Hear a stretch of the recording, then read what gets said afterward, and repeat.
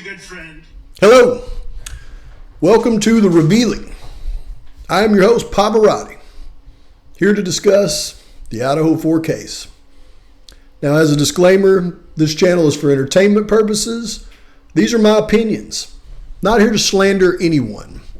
And with that being said, let's get started. Now today, I just want to do a short video because there's a lot going on tomorrow. I'll talk about that here in just a minute. But actually, I went out earlier today and I picked up a copy of this book right here. Okay? And I think you know that book. And I've read several chapters in it now. I actually just did a members only video where we went through the whole first chapter. But what I wanted to do was I wanted to give you a couple of takeaways from that first chapter. Because here's what I've surmised already from reading what I've read in this book and from watching the interviews that Howard Blum has done with Nancy Grace and Megyn Kelly, even the Drunk Turkey Show. And some of the things that he has been putting across in the interviews is not really matching up to what he's written in his book. And more to the point, what he's written at the beginning of his book. Now, he starts it off with, I believe, about as close to the truth as you can possibly get. Because he brings up details that are details that he could probably ascertain by talking to friends and family of, Mr. Kohberger. When I talk about Mr. Kohberger, I mean the father, Kohberger, Michael Kohberger. So details that he's discussing in chapter 1 could very well be very accurate, I think.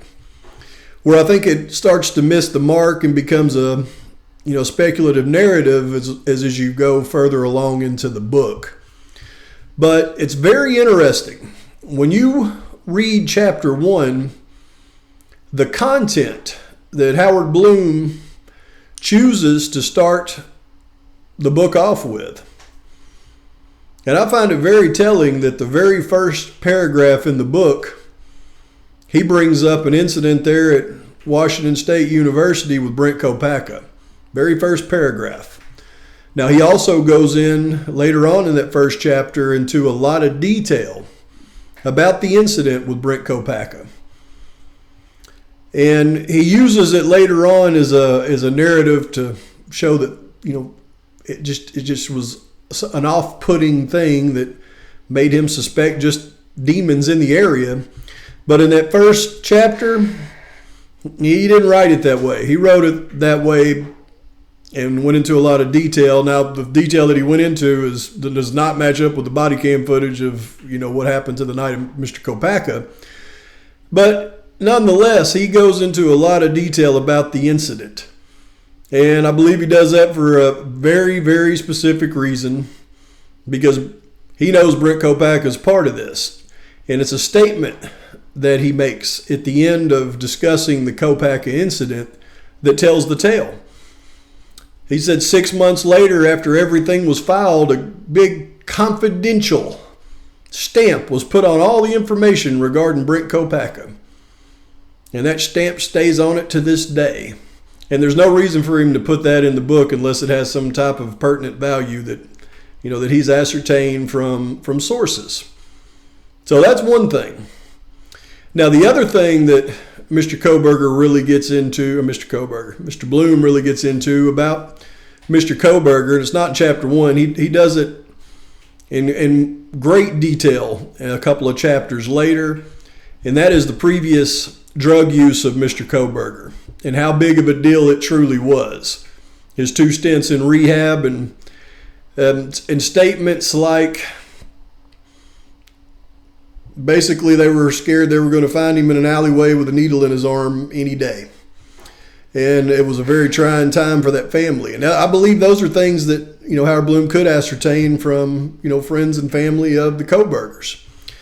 And in fact, as he begins to tell this tale and starts to paint a picture that Mr. Kohberger begins to suspect Bryan of the atrocity at King Road, something just doesn't mesh right. Especially what he says in his interviews with, more specifically, Megyn Kelly and Nancy Grace. Because in those interviews, he tells the tale of how Michael Kohberger was suspecting his son long before he ever flew over to Washington State to ride back with him. How he had seen the news reporting and how they were looking for a Hyundai Elantra is what he says in those interviews. It's not what he says in his book. In his book, he specifically says before he heads over to pick up his son, he says how proud he was that his son had turned his life around and he was going to be a Dr. Kohberger. It even talks about a couple of days before he flew out, him talking to a local mechanic and how he was bragging on his son, graduating and becoming Dr. Bryan Kohberger. So what he says in his interviews and what he says in his book doesn't really add up. But I believe you can begin to see why it doesn't and why the speculation turns sour at the end of chapter 1. Because at the end of chapter 1, he puts in information about a FBI Cessna following Mr. Kohberger across the country. Now, there's only one way that Howard Blum would have that knowledge, and that's if the FBI told him themselves. And then you got to ask yourself, why would the FBI tell a second-rate writer like Howard Blum confidential information on a case of this size? And I can tell you the answer to that. There's only one answer, and that's because they're wanting to control the narrative. And that's why I think this book came out at a specific time. The hearing tomorrow, I think it's going to get heated. And I don't believe they're going to move the venue of this case. And I think they're going to cite Howard Blum's book as a reason why they're not going to move the venue. They're going to say it doesn't matter where you go, you're going to get the same tainted pool. So we may even be closer to them actually setting a date for the trial. Everybody thinks that's so far off, but I don't, because I believe there's information coming out that's puckering them up, and they're going to have to get this thing going. Now, the other thing I wanted to mention in chapter 1 that I thought was really telling was the fact that, and I believe this to be true, and that's the fact that when Mr. Kohberger got to Washington State to ride back with Bryan, he noticed some things about Bryan immediately, especially when they got in the car to head back. And I'm going to point out just a couple of those things specifically here, and let's talk about them. So you can see there, it says, yet right from the start, Michael felt that something was up. They had started to argue, and the sheer scale and intensity of his son's objections threw Michael for a loop. He felt ambushed by the force of Bryan's anger. And what they're arguing about, he would go on to explain, was the route home. Apparently Michael wanted to go straight across the country, and Bryan wanted to take a southern route through Colorado. Now, Bryan probably wanted to take a southern route through Colorado because he wanted to see the Colorado mountains. He likes to hike and do all that kind of stuff, so that makes sense to me. However, that's not what I think is key right there. You see, when somebody is using substances and then they get around their family, they become really, really defensive. And I think that's something that Michael picked up on really quick when he started to argue and he started to get mad as they had a conversation with a little bit of contention in it. And he goes on to say that he decided to diffuse things because, as he'd later share with the family and they'd pass on to friends, he had started seeing the sort of warning signs that he knew only too well. Now, were those warning signs that he knew only too well the signs that Bryan was going out and committing atrocities? Is that what we would ascertain from that? So back in Pennsylvania, whenever he saw these signs that he's so familiar with, it wasn't because Bryan had just unalived a bunch of people. No, it's because Bryan was using substances. So Mr. Kohberger his interactions with Bryan told him, and he's seen the warning signs that he knew too well, that his son was using substances again.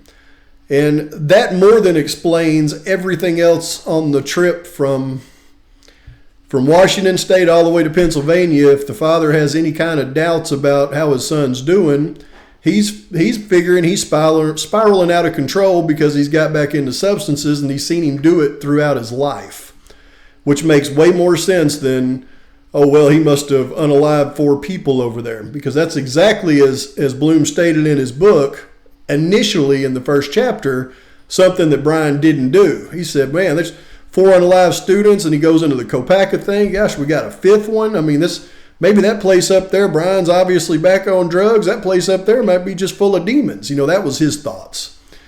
Now, as you go further into the book, though, then a lot of speculation, a lot of narrative starts to come up. So that's where I think things take a disconnect. But let's see here.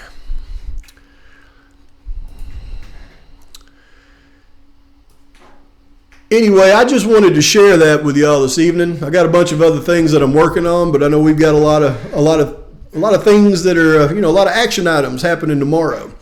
Tomorrow we've got the hearing with Mr. Kohberger, and we've also got the debates. So Friday I'll do a video on the hearing. I probably won't do any videos tomorrow. I've got some other stuff. I got a bunch of stuff that I really need to get on here and share with you, but I got to put the pieces together and put them together right, because I don't want to get on here and just say a bunch of stuff that I don't have all the details in on.